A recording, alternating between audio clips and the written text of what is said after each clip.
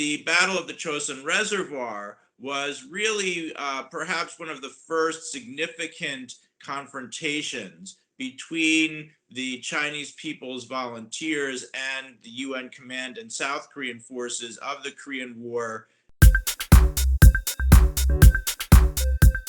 The Battle of the Chosin Reservoir was a particularly hard-fought battle, and the CCP dispatched a particularly large number of troops, and they were given this objective of basically destroying the UN and South Korean forces. In the fall of 1950, you had the Incheon landing, and in the aftermath of that, North Korean forces who had been occupying southern Korea were driven back above the 38th parallel. The UN Command and South Korean forces decide to pursue a slightly different strategy called rollback.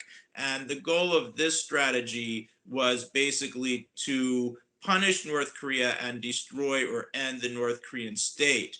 This was what would trigger Chinese intervention in the Korean War. The risk for China in entering the Korean War at the time was actually very huge. There had been a brutal civil war over the previous 4 or 5 years.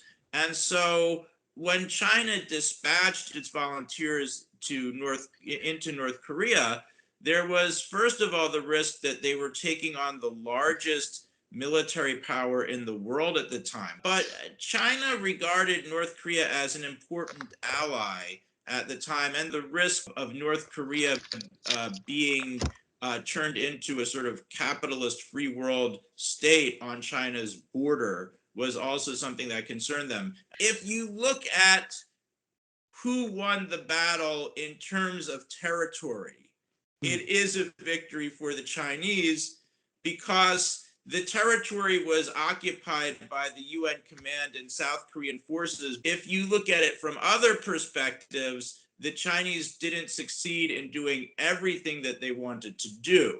Mao Zedong was hoping that they would completely destroy the UN and South Korean divisions that were in North Korea at the time, but the UN forces were able to break out of the encirclement. So they didn't succeed in destroying the UN forces. I think the reasons for why this is being produced now are quite complex. I think there's a lot of factors going on in Chinese politics and how China sees itself in relationship to the United States, in relationship to North Korea, that have made the film very popular. You have this so-called wolf warrior diplomacy in China right now, and this burgeoning sense of Chinese nationalism and feelings that China is being persecuted and treated unfairly by the United States and its allies. So the appeal of this film, which shows the Chinese fighting heroically against the United States and against Western forces, has a lot of appeal. Now, one thing that you hear often in Washington is that China and North Korea don't like each other. I disagree.